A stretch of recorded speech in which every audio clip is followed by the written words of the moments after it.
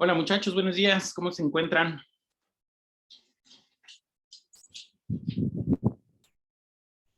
Todavía están dormidos, ¿verdad? Despierten.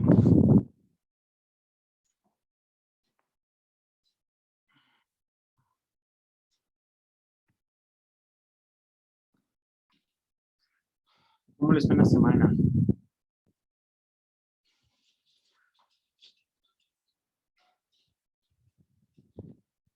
¿Qué ha parecido la universidad? A ver, Alexis Hernández, Sí, platícanos. aquí estoy. ¿Qué es lo que más te ha gustado y lo que menos te ha gustado de la universidad, de la FE Zaragoza específicamente? Pues me gusta la escuela, está bien. Y pues no creo que haya ahorita algo que no me haya gustado. ¿Todavía? Hasta ahorita, no, hasta ahorita estoy bien. Qué bueno, qué bueno. Vas a encontrar muchas cosas que no te gustan de la universidad porque desafortunadamente la universidad pues, es una institución solventada por el gobierno, por nuestros impuestos y pues desafortunadamente tiene muchas carencias, pero tiene mucho más cualidades que carencias. A ver, María Fernanda Soto, misma pregunta. ¿Qué te ha gustado y qué es lo que no te ha gustado de la universidad, de la FE Zaragoza?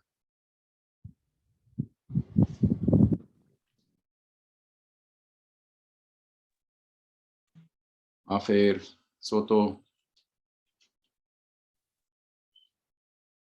lo puedo escribir. Preferiría que abrieras tu micrófono, pero escríbelo. Y mientras tanto, Alejandra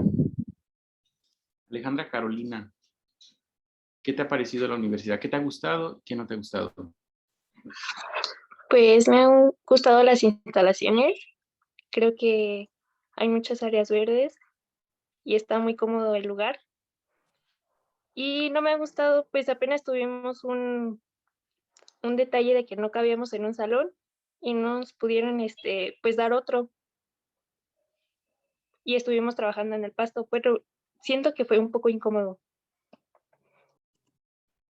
Ya, bueno, sí, desafortunadamente, o sea, como les comentaba, ¿no? O sea, somos una escuela pública y como escuela pública, pues a veces tenemos la necesidad de atender a muchos estudiantes a la vez y los espacios en ocasiones pueden ser insuficientes.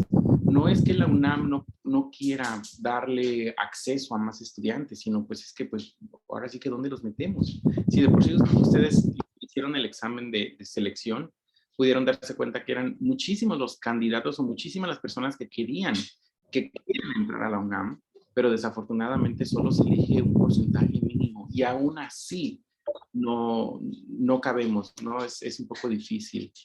Aquí es cuando yo sí creo que la educación a distancia, así como la estamos haciendo, por ejemplo, ahorita que es un modelo híbrido, en donde ustedes ven los videos anteriormente y después nos juntamos y resolvemos problemarios o cualquier otra cosa así, creo que funciona muy bien porque en las aulas virtuales pues no hay un número reducido de asistentes, ¿no? Por ejemplo, ahorita tengo este espacio abierto para 2 grupos, o sea, en total debería yo tener aquí aproximadamente a 100 estudiantes y eso es una de las ventajas. Y si el profesor sabe cómo utilizar las tecnologías educativas, los estudiantes también aprenden. A mí me ha tocado la experiencia en estos últimos años que he dado clases a distancia, que mis estudiantes salen mejor ahora que estamos tomando matemáticas en línea anteriormente cuando se daba de manera presencial. Y a mí, ¿por qué me ha funcionado esta situación de la manera presencial? Porque cuando yo estaba dando clases presenciales allá en la UNAM, hace muchos años, sucedía que había carencias, como les comentaba, ¿no? No tenía yo un proyector, tampoco era tan fácil hacerse de un proyector porque todos los demás maestros pues, llegaban temprano o tenías que llegar muy temprano para pelear un proyector para tu clase. Además de que no teníamos todavía estos pizarras digitales que facilitan mucho el transmitir los conocimientos, ¿no? O, por ejemplo, no habían calculadoras graficadoras todavía bien desarrolladas y las buenas que habían, pues, cobraban. Hoy por hoy ya muchas de las calculadoras graficadoras son gratuitas, como GeoGebra, que es la que vamos a estar utilizando bastante durante todo el curso.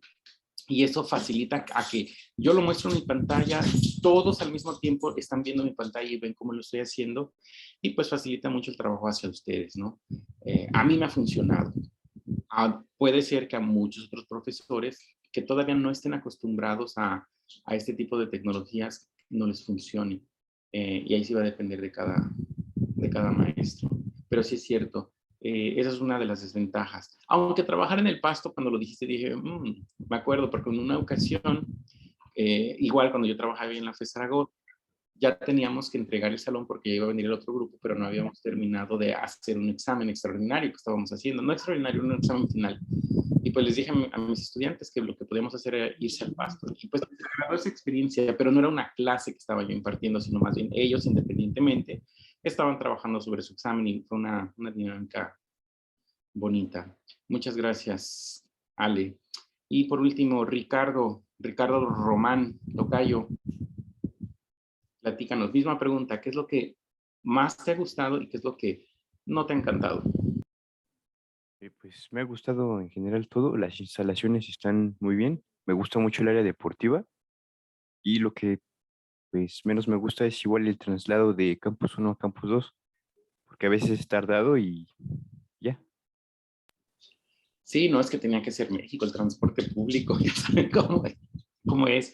Bien pudiéramos tener un poco más de camiones, creo yo, o buscar alternativas a ese transporte, ¿no? Y este es un problema que ha existido ya durante algún tiempo.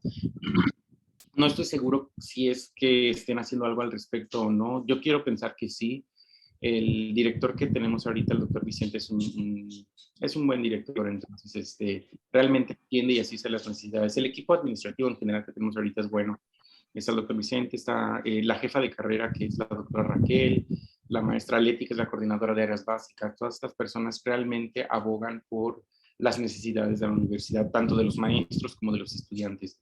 Si ustedes algún día llegan a tener algún problema con algún profesor, créanme, vayan con ellas y ellas les van a resolver, ¿no? Ya no van a correr a los maestros, definitivamente no, o sea, no es tan fácil agarrar y correr un maestro, dado que hay muchos contratos y hay un sindicato detrás de los profesores, pero lo que sí van a hacer es que van a hablar con los profesores para modificar ya sea algo que no esté bien en su clase o para darle solución a la problemática que se esté presentando en ese momento, ¿no?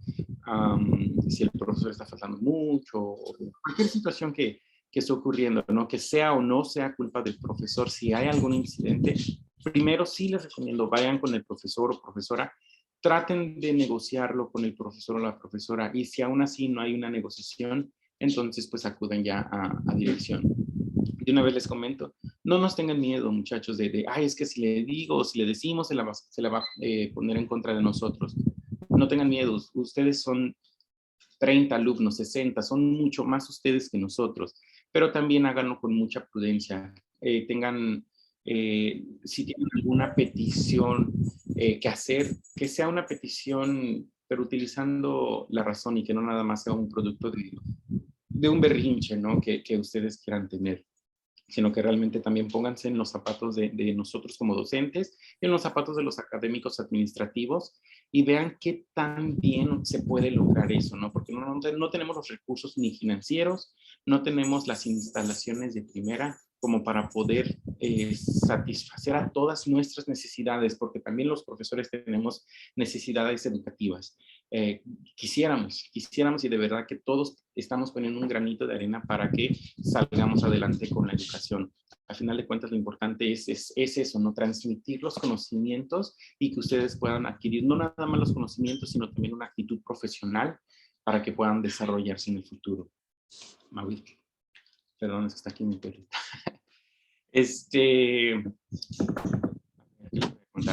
Ok, comencemos con el proyecto. Quiero escucharlos, a ver cómo les está yendo. Voy a elegir a Carla Garibay. Si pronuncio mal su nombre, por favor, coméntenme.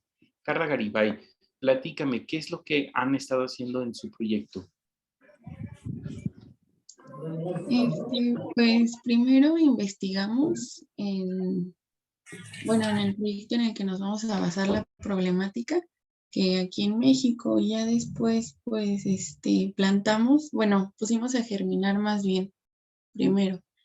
Ahí no va a haber ningún cambio, según tengo entendido, como nos pusimos de acuerdo, no va a haber cambio ahí, pero ya después cuando pasemos a una maceta o ya que esté bien germinado, pues ya va a haber el cambio, que en nuestro caso sería del agua, porque el documento trata sobre la escasez del agua.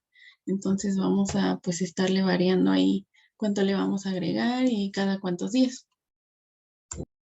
Me gusta ese proyecto, y me gusta cómo lo están diseñando. Ok, a ver, ahora Gael, por favor. Gael Jiménez, platícanos, ¿qué es lo que han hecho con su equipo?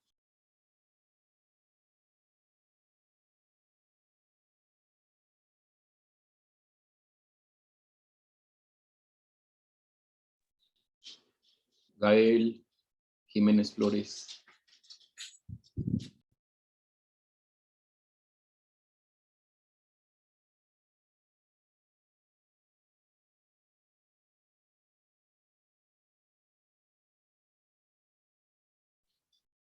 Creo que Gael no está en clase. Dafne Michelle Ramírez. Pues nosotros decidimos plantar 5 semillas cada persona. Lo que estamos haciendo es que cada semilla, cada maceta, la estamos regando de diferente manera. Por ejemplo, una con agua, y le estamos dando los cuidados que se le debe de dar a una planta.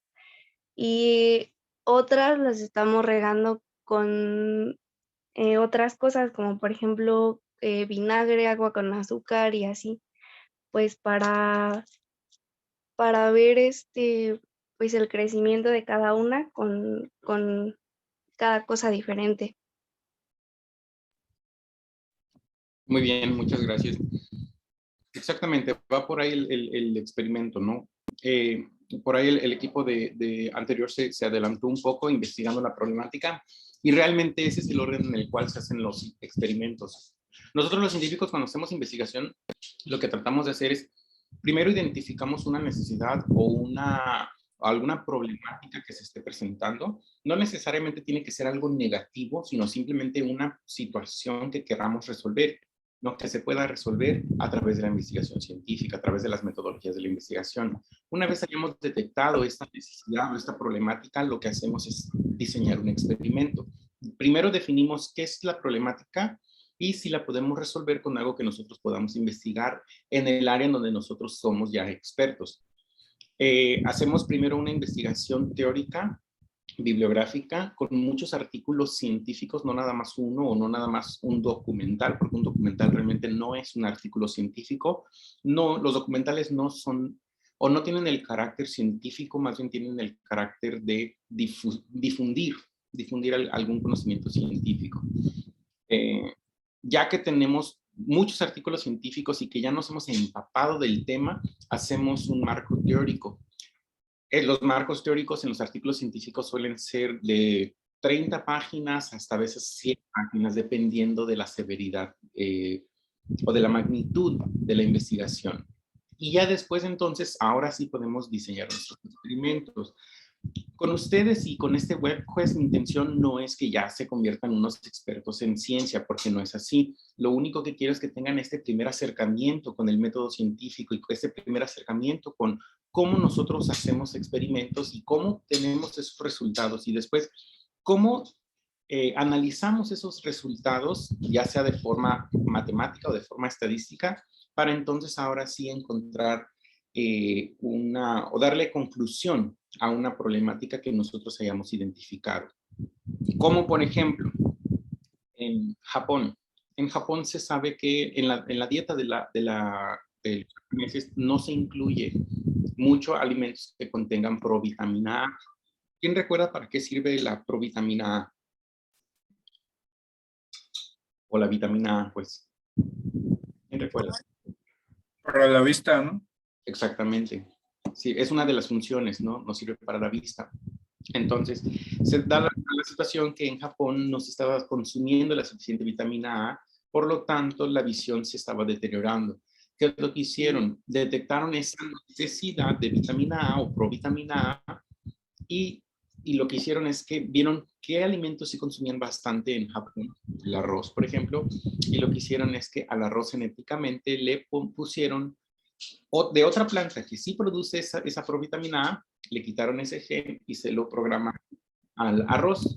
No se espanten, no es como que hay organismos modificados, genéticamente modificados, no GMOs, como se dice en inglés.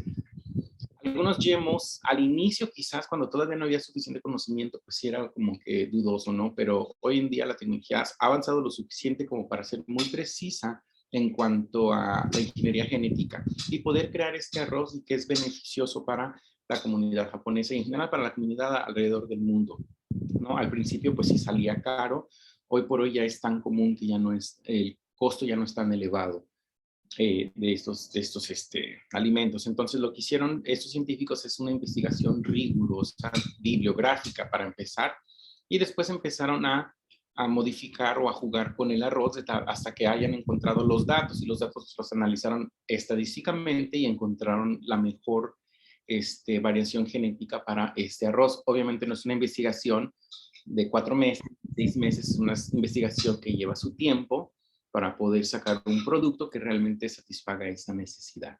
Bien, nosotros no tenemos ese tiempo, no podemos dedicarle 2, 3 meses a la investigación bibliográfica para poder realizar este proyecto. Por lo tanto, yo decidí que es la mejor idea que ustedes simplemente eligieran una planta, la sembraran, le dieran los tratamientos que le fueran a dar y ya después, ahora sí, identificar una problemática al respecto. En el caso de sus compañeros, por ejemplo, ellos identificaron la escasez de agua. Bueno, entonces vamos a regar nuestras plantas con diferentes cantidades de agua para someter a nuestras plantas a un estrés hídrico. Un estrés hídrico en las plantas se produce cuando no tienen la suficiente cantidad de agua. Hay plantas que aguantan altos niveles de estrés hídrico, hay plantas que no. Entonces la investigación es, esta planta que nosotros elegimos, si es fresa, si es pepino, si es sandía, ¿cuál es el nivel de estrés hídrico que podría aguantar, por ejemplo? ¿No? A ver, ahora voy a escoger. ¿Alguien más que no haya modificado o algún equipo que haya modificado el sustrato o que haya modificado alguna otra cosa? que nos comparta.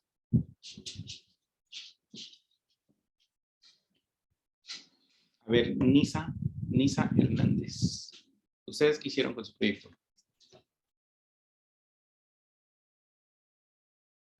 Pues nosotros lo que hicimos fue poner una misma tierra, pero también modificamos el agua con la que se va a regar.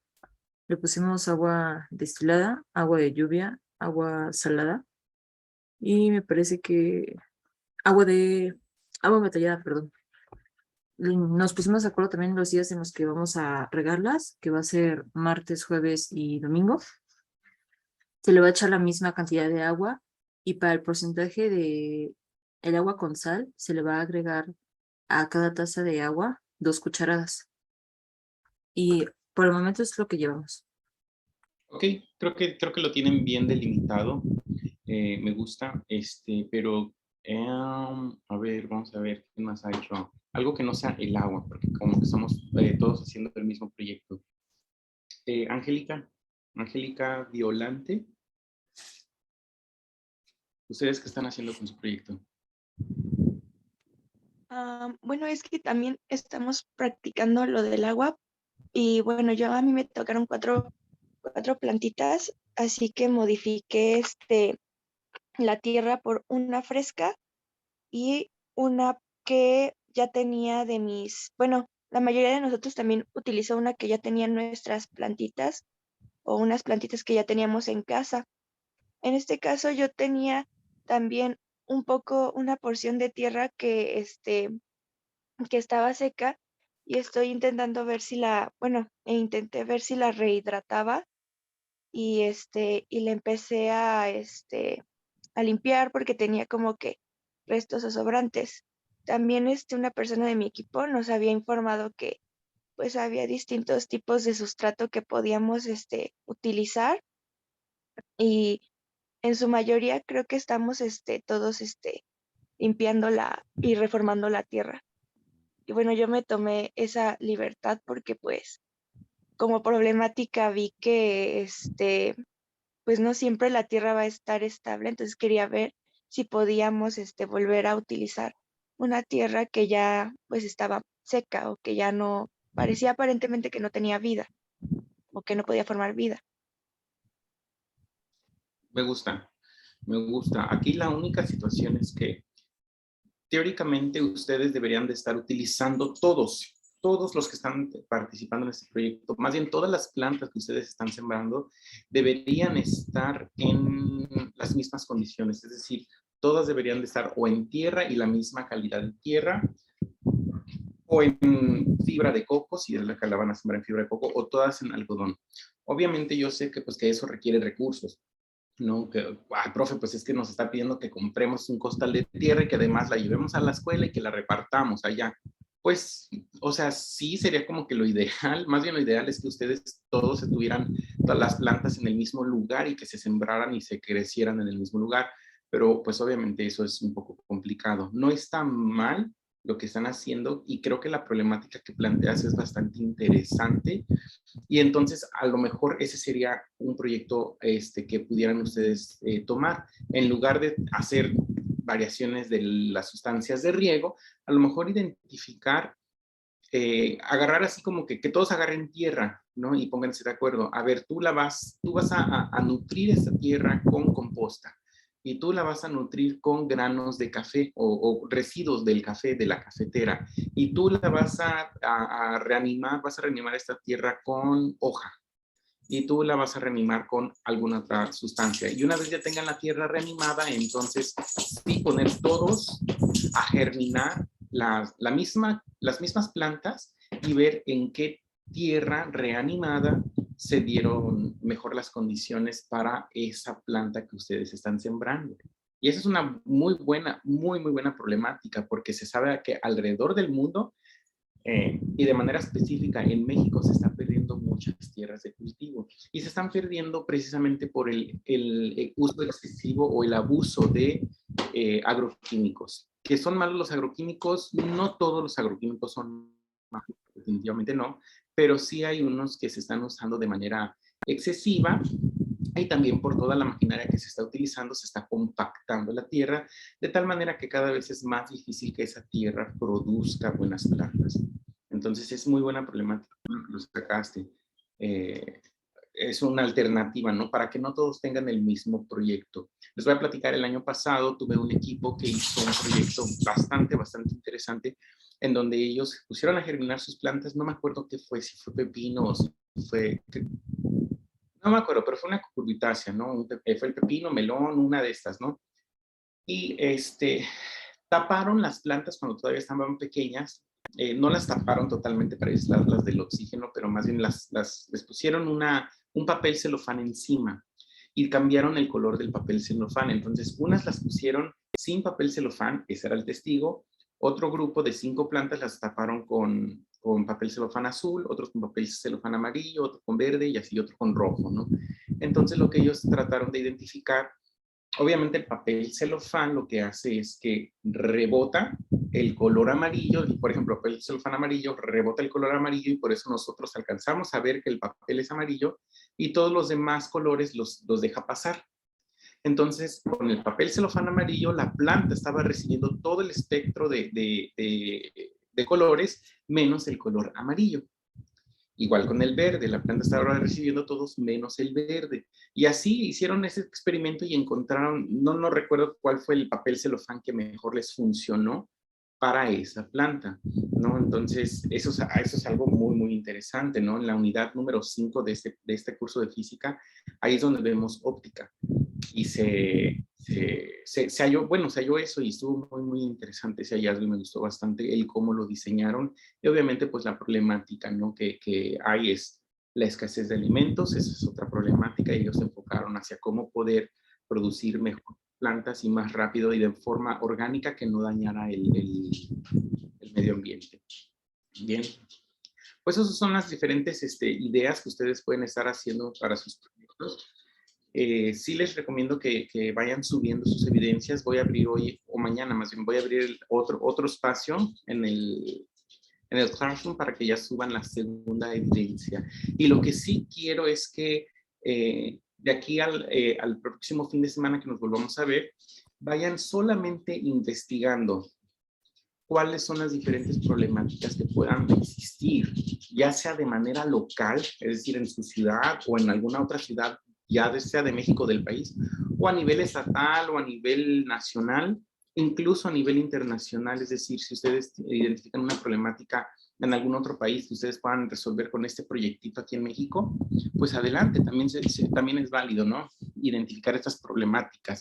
Y recuerden que aunque se dice el planteamiento del problema, un problema no siempre necesariamente tiene que ser algo negativo, sino también puede ser una necesidad que nosotros querramos satisfacer. Era el caso de, no me acuerdo si el semestre pasado o el semestre antepasado, de propedéutico, creo que fue hace 2 años. Un equipo dijo, bueno, es que nosotros no encontramos, la única problemática que encontramos es que pues a lo mejor podríamos exportar estas plantas. Digo, perfecto, ¿no? ¿Quién no está exportando? No, pues es que hay muy poca exportación de pitaya. Estaban haciendo pitaya ellos. Y le dije, pues ese es un planteamiento del problema, o sea, es una necesidad. Ustedes quieren a lo mejor empezar un negocio. Pues entonces, ¿cuál es la oferta y la demanda? Y resulta que hay mucha demanda en países de Medio Oriente y ellos pudieron identificar que esa es una necesidad y que a lo mejor podríamos atraer ingresos si exportamos la pitaya. Entonces se pusieron a hacer toda esa investigación de cómo se podía exportar, de cuál era la oferta y la demanda, y después se pusieron a identificar cómo podían cultivar de forma más eficiente la pitaya. No me acuerdo en qué tipo de suelo, si es que se podía. Y eso fue muy buen planteamiento del problema para el proyecto que ellos estaban haciendo. Bien, ¿alguna duda, muchachos?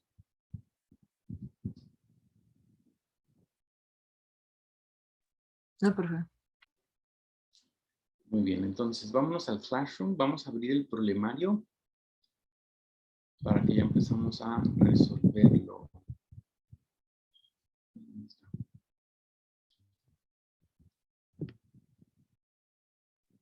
Impriman su problemario o tengan en su teléfono a la mano para que vayan trabajando conmigo, por favor.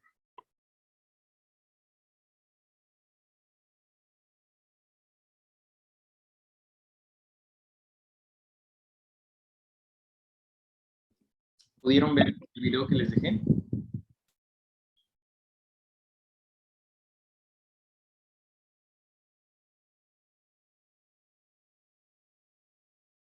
Muchachos, de verdad necesito que interactúen, si no, no voy a poder dar la clase. No tenía audio, profe. ¿Pudieron ver los videos? Creo que solo es el de sistema de unidades, ¿no? Sí, dejamos ahí creo que 2 videos. A ver. Ya.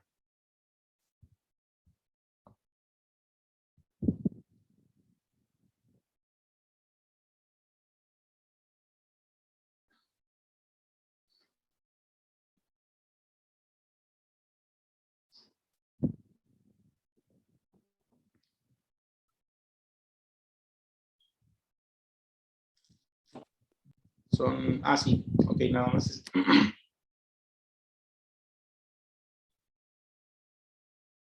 Ok, sistemas de unidades. Bien, esta semana les voy a, hoy más bien ahorita que terminemos la sesión, les voy a subir los otros 2 videos de la semana 2 para que ustedes puedan también verlos y comencemos a trabajar bien. Mientras tanto, les voy a compartir mi pantalla para que podamos empezar a resolver este problemario.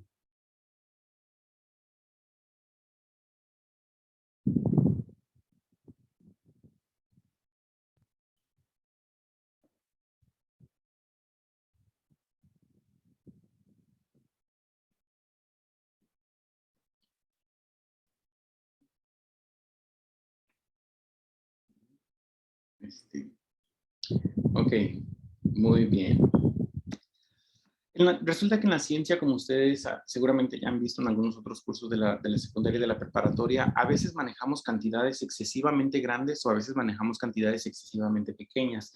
Por ejemplo, la distancia entre los planetas o la distancia de aquí a otra galaxia, pues son números excesivamente grandes comparados con nuestras dimensiones. Por lo tanto, en lugar de estar escribiendo números con muchos ceros o cifras grandísimas, lo que hacemos es que buscamos un sistema para expresar ese mismo número, pero utilizando menor cantidad de cifras. Por ejemplo, tenemos aquí este número, la masa de un átomo de hidrógeno es aproximadamente 0.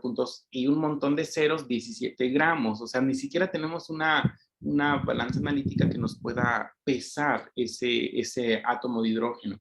Entonces, ¿cómo es que si ni siquiera podemos pesar un átomo de hidrógeno, cómo es que descubrimos esto? A través de diferentes experimentaciones que permiten a nosotros calcularlos matemáticamente. Bien, ahora, si nosotros cada que querramos utilizar estos números, utilizamos esa cantidad de ceros, a la hora de hacer operaciones con estos números, cabe la posibilidad de equivocarnos, pues son tantos los ceros que vamos a estar utilizando antes de llegar a las cifras realmente significativas que a veces pues nos vamos a equivocar seguramente. Por lo tanto, al desarrollar este sistema que se llama notación científica, podemos expresar números excesivamente grandes o excesivamente muy pequeños en números más simples. ¿Cómo lo hacemos? Pues buscamos múltiplos de 10. Nosotros sabemos que cada uno de estos ceros o cada una de estas posiciones de estos ceros nos va a representar una décima parte. El primer cero me representa una décima parte. El siguiente cero me está representando una centésima parte. Entonces, el primero es una décima parte. El siguiente es una centésima parte. El siguiente es una milésima parte. Y así por cada cero que yo tenga después de la cifra decimal, me va a estar representando un cero adicional a la hora de escribir ese número como una fracción. Por lo tanto, yo puedo decir que este 17, ¿cuántos ceros tiene? 1, 2, 3, 4, 5, 6, 7, 8, 9, 10, 11, 12, 13, 14, 15, 16, 17, 18, 19, 20, 21, 22, 23. Tiene 23 ceros. Por lo tanto, en total, esta cifra tiene, el 1 es la posición 24, el 7 es la posición 25. Yo podría expresar este número como 17 sobre 1 y escribo 25 ceros. Pero igual, esa fracción va a ser un poco complicada de escribirla. ¿Qué va a suceder cuando yo divido cualquier número? Por ejemplo, el número 17. Si lo divido entre 10, ¿qué sucede con el punto decimal? que está aquí. ¿Cómo lo puedo expresar en decimal? 1.7. 1.7. Solo recorro este decimal una posición. Y si lo dividiera yo entre 100, 0.10. 0.17, exactamente. Esta cifra decimal que estaba aquí, ahora la recorro 2 posiciones. ¿Por qué 2 posiciones? Porque lo estoy dividiendo entre un número que tiene 2 ceros. Lo mismo, si divido ese 17 entre 1000, pues tengo que recorrerlo ahora 3 veces. 1, 2, 3. Y aquí ahora va a estar el punto decimal. ¿Y qué voy a tener ahí enfrente en ese espacio vacío? Un 0. Entonces me queda como 0.17.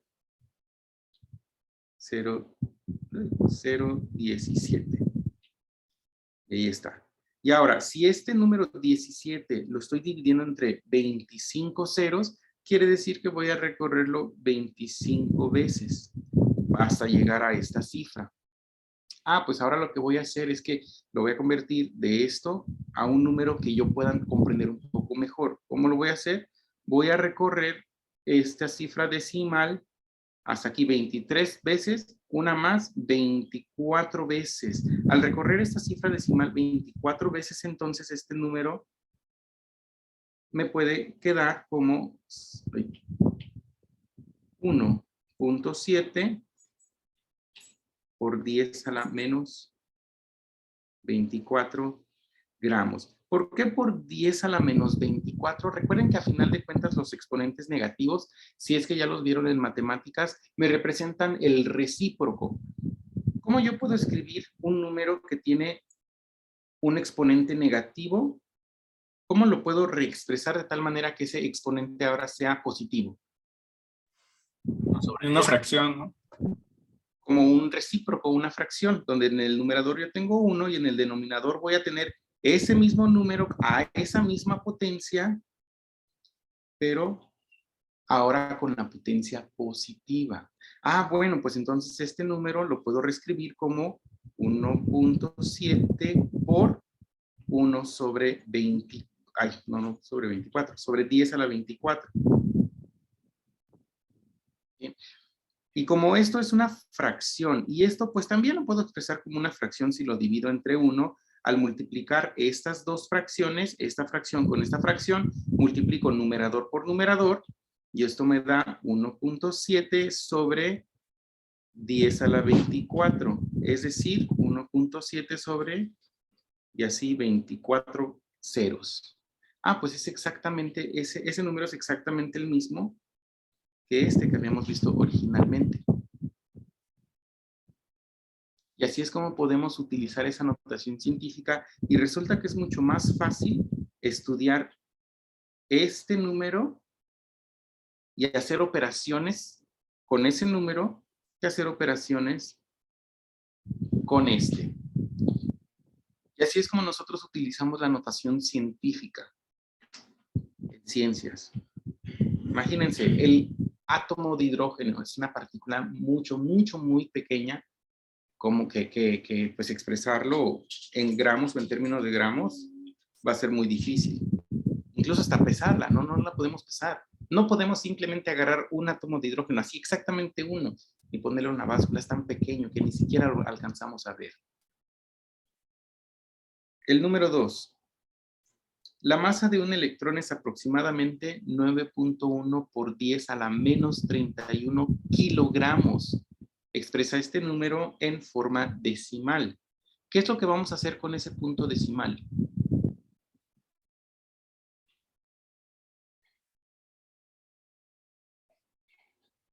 Lo vamos a recorrer hacia la izquierda. Hacia la izquierda. ¿Por qué hacia la izquierda y no hacia la derecha? Porque esta vez no es... No alcanzamos a escuchar. ¿Por qué hacia la izquierda y no hacia la derecha? Cierras tu micrófono muy rápido. Porque esta vez no es negativo. el exponente que tenemos ahí es negativo. Recuerden que al final de cuentas un exponente negativo es un recíproco, es decir, estoy dividiendo ese número y al estar dividiendo un número lo estoy haciendo cada vez más pequeño. Al hacer este número cada vez más pequeño, entonces este decimal se tiene que recorrer 31 veces. Entonces, para expresarlo de forma decimal tendríamos que escribir 0.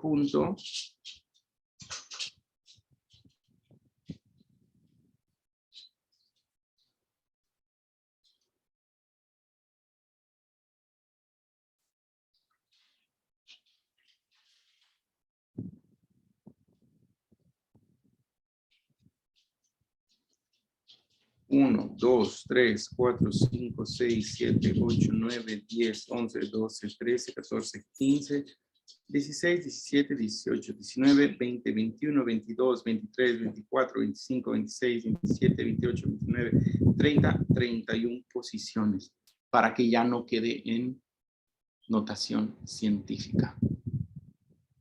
O sea, nada más de verlo hasta flojera me da escribir tantísimos ceros. Ah, pues entonces para eso utilizamos la notación científica. Bien. Okay, en el número 3, para los siguientes incisos, convierte las cantidades a notación científica estándar. Mande. Disculpe que lo interrumpa. Tengo duda en el primero. ¿Es necesario que siempre nos quede un número entero? Antes, no entero, pero antes del punto? O sea, en el caso de que sea 1.7, mi duda es por qué tienen que ser 1.7 y a lo mejor no puede ser, no sé, 0.17. Sí, o sea, con entero me refería a esta parte. Esta es la parte decimal. Esta es la parte decimal y antes de las cifras decimales, digamos que son los números enteros y entre comillas, ¿no? Porque sabemos que representa notación científica, vaya. En notación científica estándar, tratamos de expresar los números de tal manera que quede solamente una cifra antes del decimal, una cifra significativa. Pero si tienes la necesidad de ir cambiando de posición tus números decimales porque vas a hacer alguna operación que así lo requiera, entonces es válido poner 0.17 por 10 a la menos 25, por ejemplo. Es válido. ¿Y los casos en los que nos piden eso o necesitamos hacer eso, nos los van a indicar o cómo podemos saber? Vamos a hacer operaciones ahorita para que veamos cuándo es necesario recorrer y cuándo lo podemos dejar así. De hecho, en el ejercicio número 4 ahí lo vamos a hacer. Mira, estamos multiplicando dos números. ¿Cómo se multiplican dos números en notación científica? ¿Cómo se van a hacer estas operaciones? Y en alguno de estos vamos a tener que sumar. Entonces, en los que tengamos que sumar, ahí vamos a ver. Pero sí, es muy buena pregunta y me gusta mucho tu observación. Muy bien.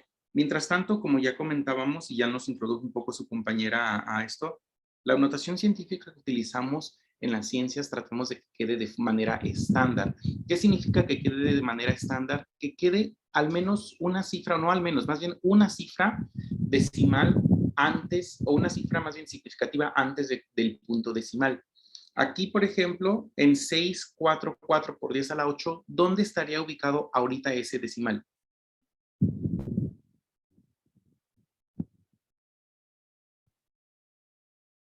Después de los 2 cuatros. Después de los 2 cuatros, aquí. Ahí está ese punto decimal. Nosotros lo que queremos hacer es expresarlo en notación científica estándar. Por lo tanto, nos vamos a llevar ese punto decimal 2 posiciones hacia la izquierda para colocarlo aquí. Al hacer eso, ese 644 se está convirtiendo a 6.44. ¿Lo estoy haciendo más grande o lo estoy haciendo más pequeño? Más pequeño. Más pequeño. ¿Eso quiere decir que estoy multiplicando por 10 o estoy dividiendo entre 10? Dividiendo entre 10, ¿no? Estoy dividiendo exactamente. Para que un número se haga chiquito tengo que hacer una división. ¿Entre cuántos dieces estoy dividiendo?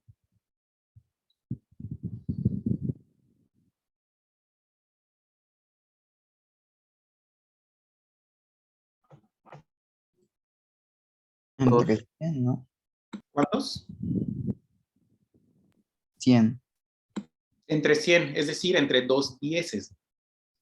Agarren su calculadora, aunque sea la de su teléfono, no importa. Pongan 644 entre 10 nada más. ¿Y cuánto les da?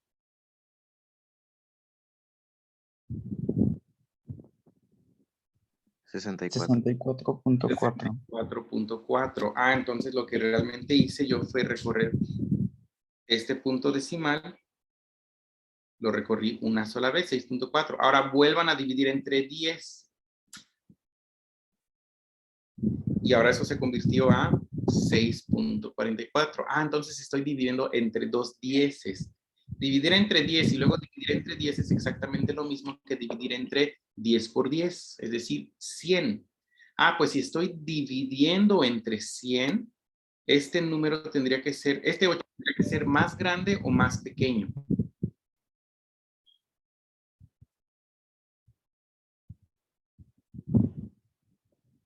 Más pequeño, ¿no? Porque tendría que ser a la 2.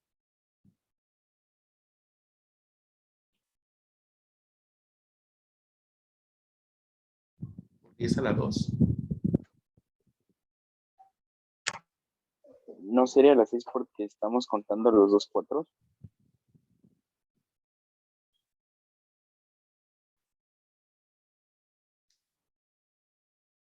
¿Este número y este número es el mismo? Sí. A ver, vamos a poner los ceros del primer número. 644 por 10 a la 8. 10 a la 8 son 8 ceros. 1, 2, 3, 4, 5, 6, 7, 8. A ver, el segundo es 6.44 y tengo que recorrer el decimal 6 veces. 1, 2, 3, 4, 5, 6. Entonces voy a tener ¿cuántos espacios huecos? 1, 2, 3, 4 espacios huecos.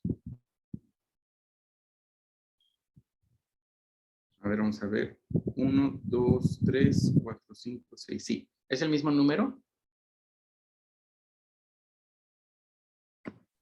No. No, no son el mismo número. Entonces no es a las 6. Sería a la que. Para que este número y este número sean el mismo. A la 10, ¿no? A la 10, exactamente. Por 10 a la 10. Cuando yo estoy haciendo este número más pequeño, lo que tengo que hacer es para contrapesar o contrarrestar ese efecto, es que esta potencia la tengo que aumentar. Y si este número lo quiero hacer más grande, por ejemplo, que yo esté recorriendo este decimal 2 veces, para contrarrestar de esa cantidad, ahora este lo tengo que hacer más pequeño. ¿Qué es lo que va a suceder? Vamos a ver. Si yo tengo ese 644 por 10 a la octava potencia, para que yo no altere el resultado o ese número, la cantidad de ese número, la magnitud de ese número, lo que yo voy a hacer es que voy a multiplicar por 1. ¿Qué va a suceder cuando yo multiplico cualquier número por 1?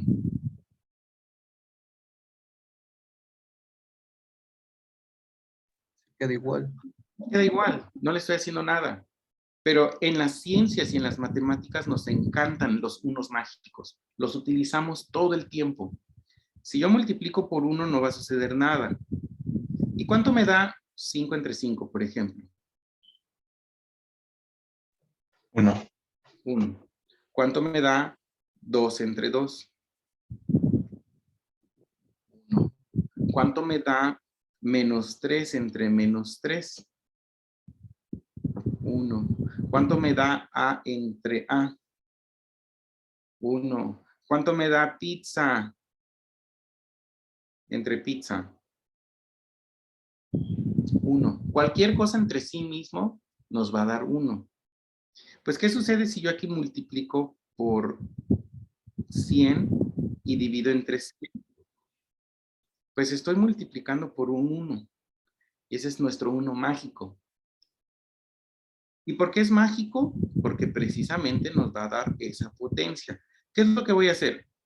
Todo esto que tengo aquí, si yo lo divido entre 1, pues también no estoy afectando a esa expresión.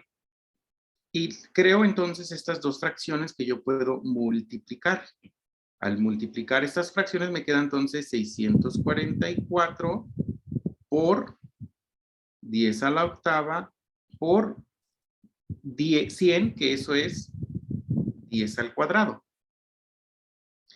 Y el número de aquí abajo, pues entre 100. O lo puedo escribir también entre 10 al cuadrado, es exactamente lo mismo. Y ahora, los que sí voy a dividir van a ser estos dos números. 644 entre 100, ¿cuánto nos da? 6.44. 6.44 y por 10 a la octava por 10 al cuadrado. ¿Y cuánto es 10 a la octava por 10 al cuadrado? Cuando tengo la misma base, ¿qué sucede con los exponentes? Se suman. Se suman los exponentes. Ah, pues esto es 6.44 por 10 a la décima. Y ahora sí, este número original y este número es exactamente el mismo, nada más que expresado en potencias de 10 distintas. Y por eso tienen el punto decimal en otra posición. Esta es la explicación matemática de cómo funciona la notación científica. Es un 1 mágico el que nos está dando esa pauta. Bien, ahora si es muy confusa esta parte, para los que sí tienen un cerebro más matemático, la habrán entendido. Para quienes no tienen desarrollado todavía esta habilidad, pues lo único que pueden hacer es, bueno, si hago este número más chiquito, mi potencia tiene que ser más grande. Y viceversa, si hago este número más grande para convertirlo de 6.44 a 644, pues entonces ahora la potencia la tengo que hacer más chica. Hacemos la operación contraria.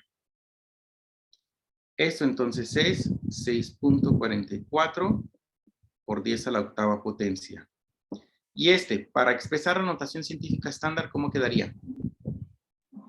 A la décima, ¿no? ¿A la décima? 6.44 a la décima, por 10 a la décima. Gracias por detectar ese error. Por 10 a la décima. Gracias, muchas gracias. Ok, ahora el inciso B. ¿Dónde debe quedar el punto decimal para que esa notación científica sea estándar? ¿Entre el 7 y el 9? Así es. Entonces, la cifra decimal yo me la estoy llevando de aquí. Originalmente está aquí ahorita el punto decimal. Aunque no esté escrito, aunque no esté explícito, yo sé que el punto decimal ahí tiene que ser en esa posición porque no está en ningún otro lugar.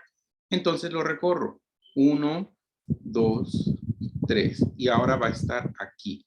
¿Estoy haciendo mi número más grande o lo estoy haciendo más pequeño?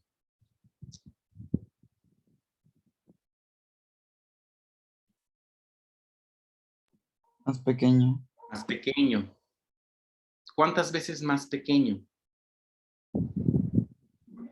3. Mil veces más pequeño, más bien. Pero sí, estoy recorriendo el punto decimal 3 veces haciéndolo más pequeño. Entonces, si mi número lo hago más pequeño, el exponente lo tengo que hacer Más grande. Más grande. más grande. Entonces sería 7.968 por 10 a la ¿qué potencia? ¿A la 6? ¿A la 6? A la menos 6. ¿A la menos 6? A la 0. 0. Tengo que hacer esa potencia. Si estoy recorriendo el punto decimal, para hacerlo más pequeño, mi potencia ahora tiene que hacerse más grande. ¿Cuántas veces más grande? Las mismas veces que recorrí el punto decimal. Entonces, si recorrí el punto decimal 3 veces, pues a este número le sumo 3. ¿Y cuánto me da? Menos 3 más 3. 0. Y cualquier número elevado a la potencia 0, ¿cuánto es? 1. 1. Y esto lo aprenden en su curso de matemáticas. Incluso en este curso de matemáticas de propedéutico. No sé quién sea su profesor o profesora, pero ahí les van a enseñar por qué un número elevado a la potencia 0 es 1. Ah, pues esto simplemente queda entonces como 7.968 y ya no hay necesidad de utilizar la notación científica. Ya queda digamos que sí está teóricamente, entre comillas, en notación científica, pero la potencia de ese 10 es 0. El exponente de esa potencia 10 es 0. Bien, ok. Ahora vamos a hacer el inciso D. Mi punto decimal está aquí. ¿Hacia dónde lo recorro? ¿Hacia la izquierda o hacia la derecha? ¿Y cuántas posiciones? 3 posiciones a la derecha. 1, 2, 3. Si yo lo recorro 3 posiciones a la derecha, ¿quedaría en notación científica estándar? No, creo que era 4. ¿Otra más? Entonces quedaría como 350. ¿Sería eso notación científica estándar? No. Se recorre No. dos. ¿Cuántas veces? 2. 2 veces nada más. Recordemos que para que quede notación científica estándar, debe quedar nada más una sola cifra significativa antes del punto decimal. No hay que dejar ni 2 ni 3 cifras. Nada más con una va a ser más suficiente. Entonces esto va a ser igual a 3.5 por 10 a la... ¿Qué estoy haciendo a mi número? De tener 0.035 a tener 3.5, ¿creció o disminuyó mi número? Creció el número. Ok, entonces si crece, ¿qué le hago a la potencia? Disminuye. Las mismas cantidad de veces que recorrí el punto decimal. Entonces, si lo corrí 2 para hacerlo más grande, a este le quito 2. Entonces, eso sería por 6 a la cuarta potencia. Y este número es exactamente el mismo número. Ok, hagan el último ustedes solitos, 2 minutitos. Y ahorita lo checamos. Es más, 30 segundos, está bastante sencillo este tema.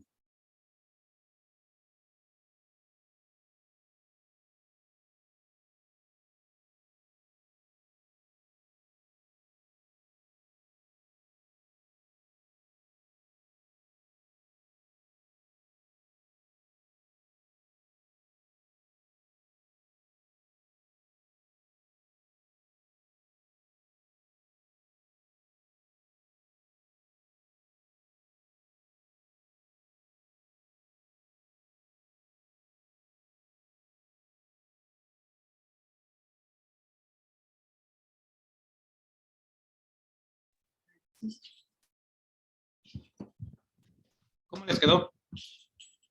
8.5 por 10 a la menos 8.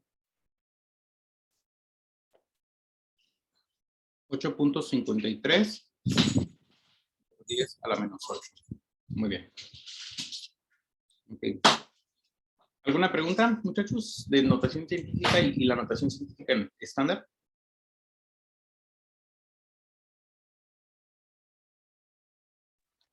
Sí, ¿no se suponía que cuando el punto se recorría al lado izquierdo era negativo, la función se volvía? Y que si se recorría al lado derecho se volvía positiva, algo así. Sí, o sea, no es que se haga positivo o se haga negativo, más bien le sumas o le quitas la misma cantidad de cifras que el decimal que tú estás recorriendo. Por ejemplo, este punto 0.000853. Para convertirlo a 8.53, ¿lo estamos haciendo más grande o más pequeño? Más grande. Más grande.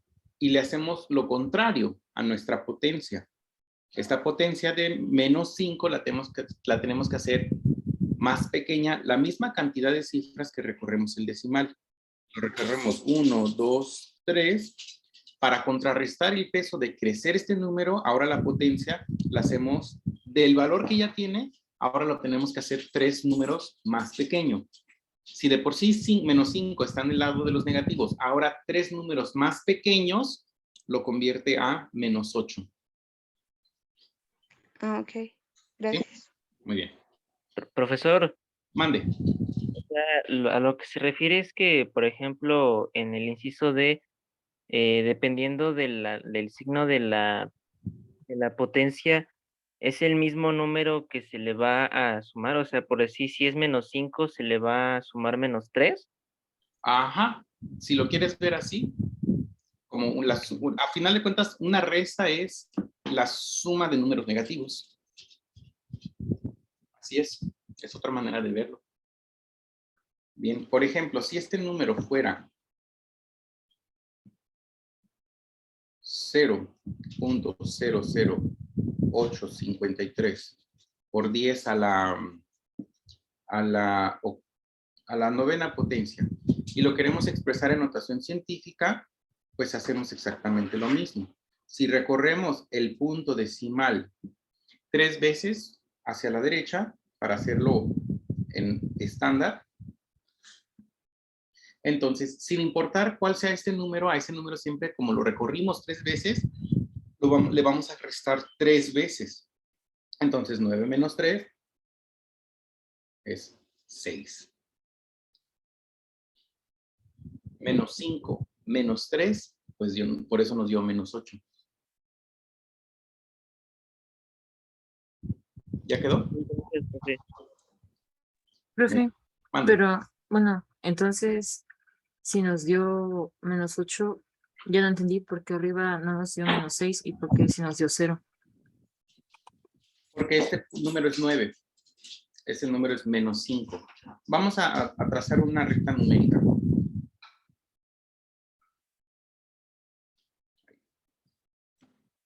Ese exponente no nos dice si la cantidad es positiva o es negativa. Lo único que nos está diciendo es si estamos multiplicando por cienes o por dieces más bien, por cuántos dieces estamos multiplicando, si esa potencia es positiva, o por cuántos 10 estamos dividiendo, si la potencia es negativa. Por ejemplo, si aquí yo tengo mi 0, aquí yo tengo 1, 2, 3, 4, 5, 6, 7, 8, 9, 10. Aquí está el 10. Aquí está el 5. Y son negativos. Y aquí lo mismo.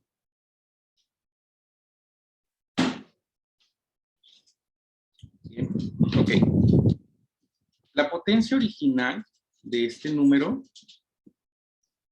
fue de menos 5. Nos posicionamos entonces en el menos 5. Y si a ese número porque recorrimos 3 veces este punto decimal, pues a esta potencia, más bien aquí, ¿no? A esta potencia de menos 5 le tenemos que quitar 3 números. Pues 1, 2, 3. ¿Dónde terminamos? En el menos 8. Pues menos 8. En este segundo, inciso D, la potencia es de 9. Pues estamos aquí, en 9. Y si a esa potencia le tenemos que quitar 3 números porque estamos acá, pues vamos a quitarle 3. 1, 2, 3. Por eso terminamos en el 6, la potencia 6 positiva. ¿Ya quedó? Ya quedó, ya entendí. Gracias. Muy bien, muy bien. Precisamente, muchachos, para eso es este curso propedéutico. A veces, y lo escucho todos los semestres, a veces los estudiantes como que se quejan de, es que el curso propedéutico, ¿por qué? Si esto ya lo vimos en la preparatoria, ya deberíamos estar viendo cosas más avanzadas. Pero la realidad es cuando ya empezamos a ver cosas más avanzadas, se dan cuenta los alumnos que, creo que primero hubiera sido necesario que llegara yo a la universidad con los conocimientos de preparatoria bien asentados o bien cimentados para que entonces yo pueda comprender estos nuevos conocimientos más avanzados. Se sabe que desafortunadamente nuestro sistema educativo no nos proporciona ese nivel de educación. Y que muchos de los estudiantes que nos llegan, y me incluyo porque yo cuando llegué a la universidad, todo esto como que en la prepa yo era un relajo, y pues la verdad no lo tenía tan fresco, no era tan hábil. Entonces, pues a mí me hubiera servido bastante bien un curso propedéutico. Y qué bueno que ustedes están teniendo este curso propedéutico, que tienen esa oportunidad de poder darse pues una refrescada a los conocimientos, para que ahora sí, cuando ya entren de lleno al primer semestre, pues todo esto ya lo dominen y comprendan, sobre todo comprendan por qué funciona. Siempre les comento a todos mis alumnos, la diferencia entre un técnico y un científico es que el técnico sabe su chamba y la domina y lo hace y lo repite, pero desafortunadamente no comprende por qué funciona lo que él está haciendo. Y ustedes como científicos en formación, precisamente en la universidad es donde ustedes se están formando para comprender por qué están funcionando. Por ejemplo, un técnico, tú explícale esta parte, ¿no? Sí, recorre los puntos decimales. Si tú recorres estos puntos decimales, nada más cámbiale. Si lo haces más chiquito, entonces aumenta la potencia. Si haces más grande, eso se lo explicas a un técnico y te lo entiende bastante bien. Pero esta parte de aquí, que es la explicación de este uno mágico y por qué funciona la notación científica de esta manera, eso lo hace un científico. Y ustedes como científico es muy importante que manejen esta parte. Que quizás de aquí a cuando termine el semestre, pues a lo mejor ya se les ha olvidado si no lo practican o si no lo estudian de manera constante. Pero no hay ningún problema. Ya lo vieron una vez en su vida, ya saben que funciona, ya nada más ahora es aplicarlo. Muy bien. Pues vamos a efectuar... Profe, perdón, última pregunta de aquí. Entonces, en el caso de la B, le sumamos los 3 dígitos porque lo recorremos hacia la derecha, ¿verdad? Exactamente. Hacemos el número más grande, de tener 7.9 y pico, de tener un número 7000, por ejemplo, lo recorrimos hacia la derecha, entonces estamos haciendo el número más pequeño. Al hacer el número más pequeño, entonces el exponente tiene que crecer. Por eso le sumamos. Ok, y ahora sí, gracias. Muy bien. Ok, muchachos, vamos a hacer estas operaciones.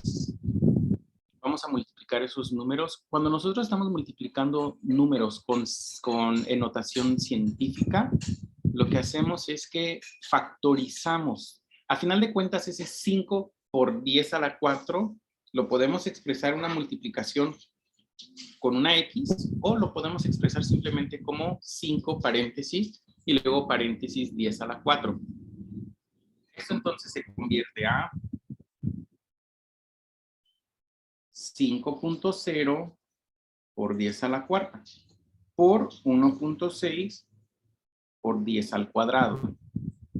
Si nosotros reordenamos, esto nos quedaría como 5.0 por 1.6 por 10 a la cuarta por 10 al cuadrado. Bien, y ahora sí podemos multiplicar estos dos números y podemos multiplicar estos dos números. Que los números que están en naranja son potencias de 10, tienen la misma base. Y como tienen la misma base, pues el resultado de multiplicar esos dos, 10 a la 4 por 10 al cuadrado, ¿cuánto es? 10 a la 6. 10 a la sexta. ¿Y cuál es el resultado de multiplicar 5 veces el 1.6?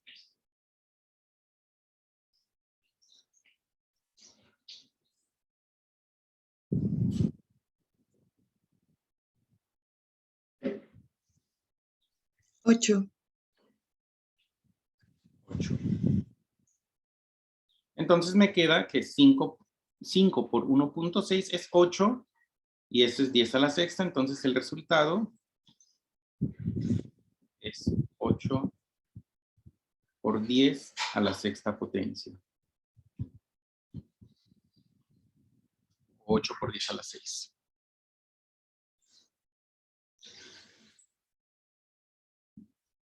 Ok. Ahora hagamos este segundo ejercicio. Por cierto, no me acuerdo si les dije de la calculadora. Creo que no les he comentado de la calculadora, ¿verdad? ¿O sí les comenté la clase pasada?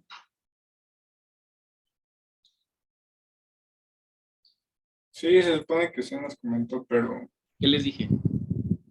que compráramos una calculadora científica. Ujú. ¿Y sí les dije cuál? Nos recomendó alguna. Ah, ok. Bueno, si ya les comenté, pues está bien. Ok. 6.01 por 10 a la menos 3 por 5.23 por 10 a la sexta. Hacemos lo mismo. Juntamos, separamos todo esto en factores, pero primero ponemos los factores que no son las potencias de 10.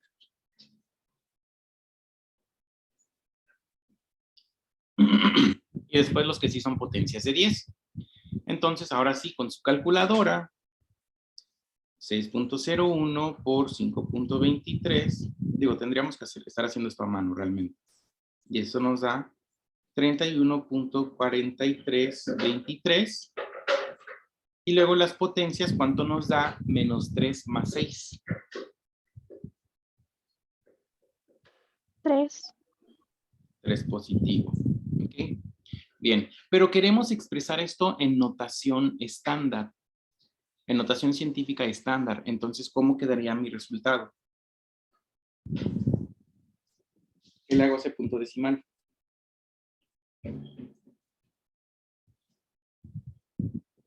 ¿Dónde debería estar? Entre el 3 y 3 el y el 1. 1. Entre el 3 y el 1, exactamente. Entonces, esto sería igual a escribir 3.14323 por 10 a la... mi número se hizo más pequeño, por lo tanto mi potencia ahora tiene que ser...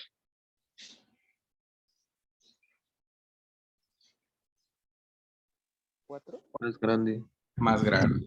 4. Muy bien. Ok, y esto, el inciso C y el inciso D realmente es aplicar las propiedades de las potencias. Yo tengo 10 al cuadrado y eso al cubo. ¿Cómo puedo yo expresar este resultado? ¿Cuál es el resultado más bien?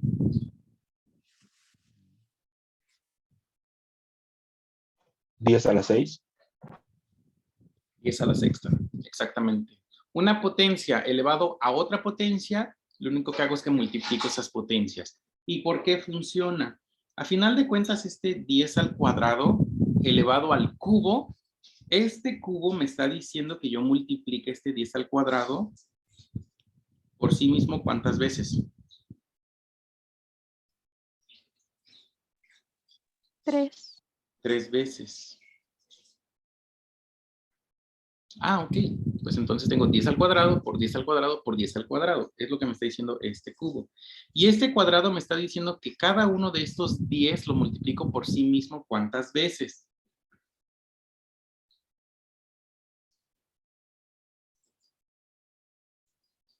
Dos veces. Este 10 al cuadrado es esto, 10 por 10. Y luego este siguiente, 10 al cuadrado, pues por 10 por 10. Y el tercer 10 al cuadrado, pues por 10 por 10. ¿Y esto a final de cuentas qué es? 10 por 10 por 10 por 10 por 10 por 10. Es el 10 multiplicado por sí mismo 6 veces. Por eso funciona el que yo nada más multiplique estas dos potencias. Y en ese mismo sentido, en el inciso D, aunque tengamos un exponente negativo, no importa. A final de cuentas, ese 10 a la menos 2 elevado a la cuarta potencia es ese 10 a la menos 2 multiplicado por sí mismo 4 veces. Por lo tanto, simplemente va a ser 10 a la menos 8.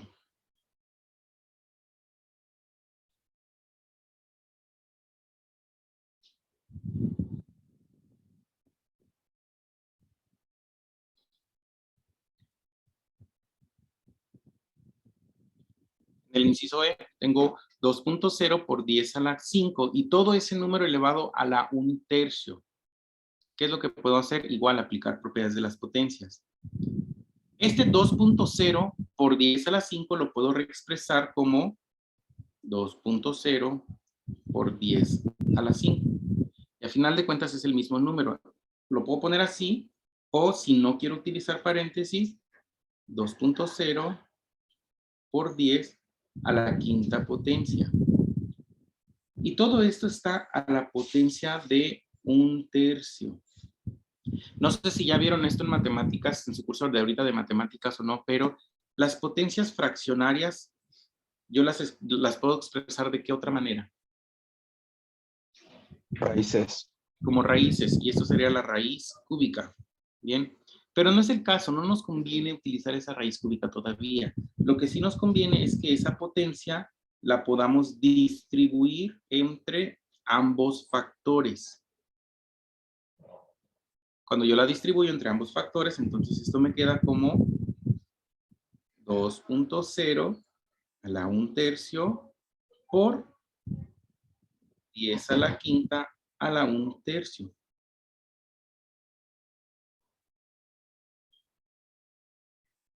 Y ahora sí, yo puedo aplicarle la raíz cúbica. Raíz cúbica de 2.0 por la raíz cúbica, o por 10 a la 5/3 más bien. Multiplico estos dos. Este por este. Y me da a la 1/3.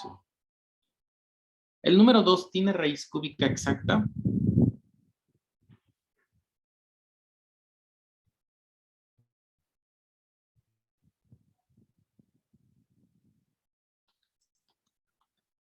No, no tiene raíz cúbica. No, no tiene raíz cúbica exacta. Entonces, habitualmente en matemáticas lo dejaríamos expresado como la raíz cúbica de 2. Y ese 10 por 10 a la 5/3, pues 5/3 no se puede simplificar. Y de igual manera, lo dejaríamos aquí como 5/3. Ahora, si nos ponemos bien quisquillosos y lo queremos dejar expresado en notación científica estándar, entonces sí tendríamos que calcular la raíz cúbica de ese número 2. ¿Y cuánto es la raíz cúbica de 2?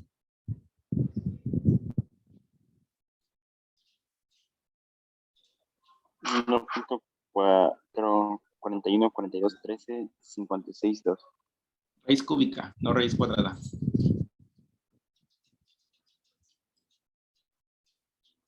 Es 1.25, 99, 205 y sigue. Es un número irracional. Y ese 10 a la 5/3, ¿cuánto nos da?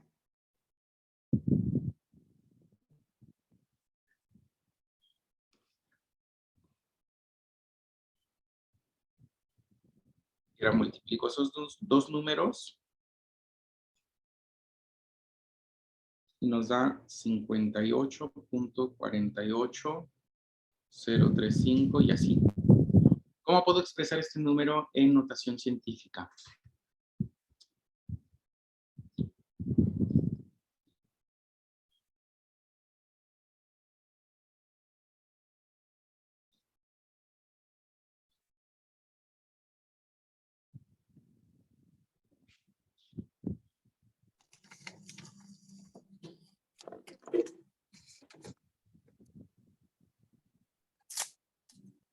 ¿Cómo queda este número en notación científica? 5.84, ¿no? Pero por 10 a la...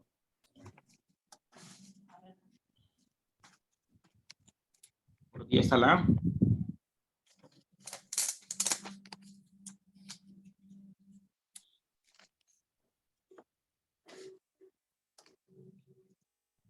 ¿Cuál es la potencia de ese 10?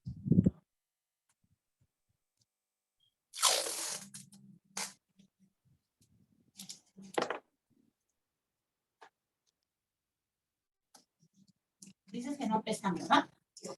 Dile que no. Nada más escucharlos así. Que se secan rápido.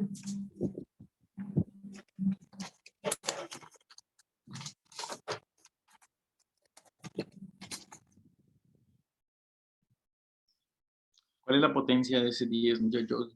A las 6, ¿no? A la menos 6. ¿Y por qué la menos 6?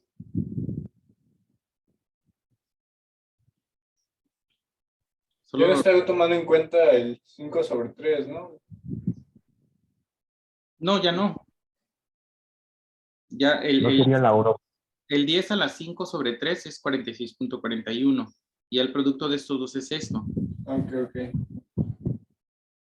Lo recorrí una sola vez, entonces ¿cuál es la? A la 1. A la 1.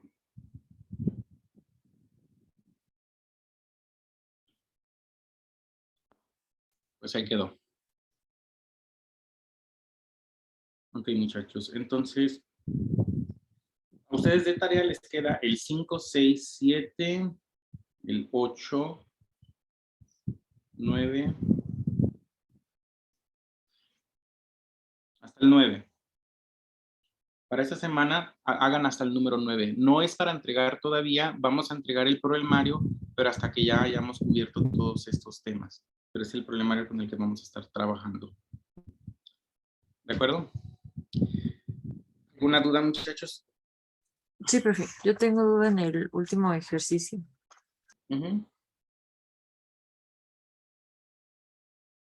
¿Cuál es la duda? En el caso de que nos salga en los decimales otros números que no necesariamente sean 0, solamente vamos a tener en cuenta, pues, por ejemplo, la cantidad que puso ahí, o 2 dígitos, 3 dígitos, o cómo sería ahí. Ahorita todavía no hemos visto las cifras operaciones con cifras significativas.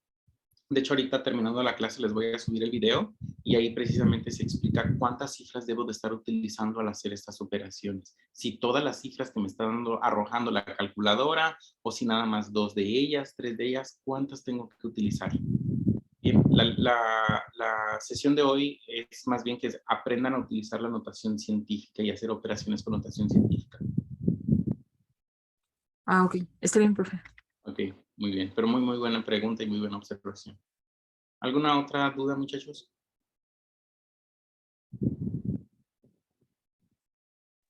No. De mi parte ya no. Yo creo que ahorita no, profesor, pero ya tras que hacemos va a servir. Les encargo mucho, por favor, las evidencias del WebQuest, por favor, para que vayan teniéndolas. Recuerden que nada más es una sola persona quien sube la fotografía de lo que están haciendo o las fotografías, una sola persona que lo suba y los demás integrantes solamente entran al Classroom y la marcan como entregada. Muy bien, muchachos, cuídense mucho y nos estamos viendo el próximo fin de semana. De todas maneras, si ustedes llegaran a tener dudas entre semana, tienen mi número de teléfono, mándenme un WhatsApp y se los voy a contestar en cuanto yo tenga tiempo. ¿De acuerdo? Ok, profesor. Sí, profe, gracias. Pues, un bonito fin de semana. Gracias, hasta luego. Gracias, Gracias, igualmente. profe, igualmente. Hasta luego. Hasta luego. Igualmente. Que tenga un buen fin de semana. ¿Usted dijo que era hasta el 8? ¿O hasta cuál? Hasta el número 9.